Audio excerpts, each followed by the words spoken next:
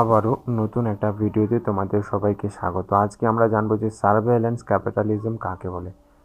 Platform ব্যবহারকারীর কাজকর্মের তথ্যের উপর ভিত্তি করে সামাজিক মাধ্যমের যে ব্যবসায়িক মডেল হলো সার্ভেইলেন্স ক্যাপিটালিজম। মূলত তিনটি পর্যায়ে বিভক্ত হয় এই ক্যাপিটালিজম। প্রথমে কালেকশন, দ্বিতীয় প্রেডিকশন, তৃতীয় সেল। প্রথমে কাঁচামাল সংগ্রহ বা কালেকশন।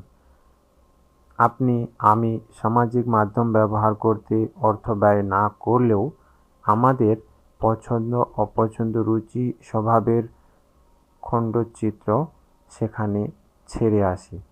ফেসবুক, গুগল, টিকটক তাদের প্ল্যাটফর্মে ব্যবহারকারীর প্রতিটি পোস্ট লাইক, ডিসলাইক, পিং, সার্চের হিসাব রাখে।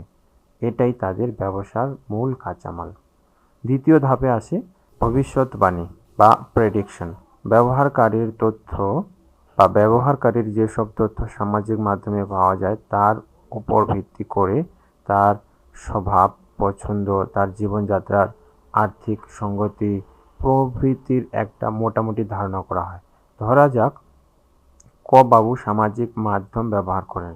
তার প্রতিটি পোস্ট লাইক, ডিসলাইক, পিং, সার্চের উপর ভিত্তি করে বাবুর একটি ডিজিটাল অস্তিত্ব বা সামাজিক মাধ্যমের যে পরিভাষায় একে অবতার বলা হয়, যেটা তৈরি করা হয়।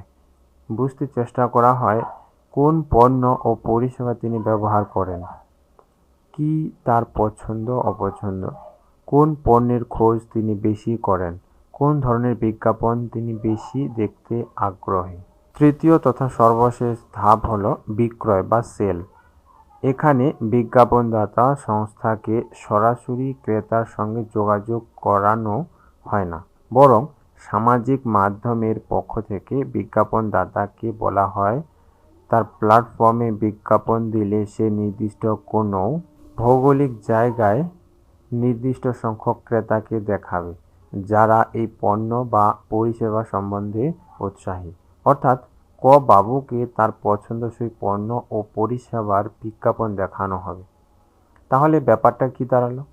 সাধারণ পুঁজিবাদ সরাসরি পণ্য ও পরিষেবা বিক্রি করে, কিন্তু পর্যবেক্ষণ পুঁজিবাদ বা সার্ভেইলেন্স ক্যাপিটালিজম সামাজিক মাধ্যমের ব্যবহারকারীদের পছন্দ অপছন্দকে নজরবন্দি করে সেগুলি কার্যত পণ্য করে ব্যবসা করে।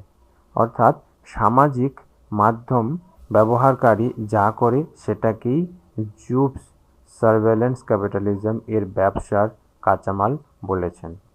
ফলে ব্যবহারকারী যত সামাজিক মাধ্যমের অ্যাপ ব্যবহার করবে তত সে কাঁচামাল যোগাবে। তাই এক কথায় সার্ভেইলেন্স ক্যাপিটালিজম এক নির্যাস হলো নিখরচায় সামাজিক পরিষেবা অ্যাপ ব্যবহার করে ব্যবহারকারী কি করছে তা পর্যবেক্ষণ করে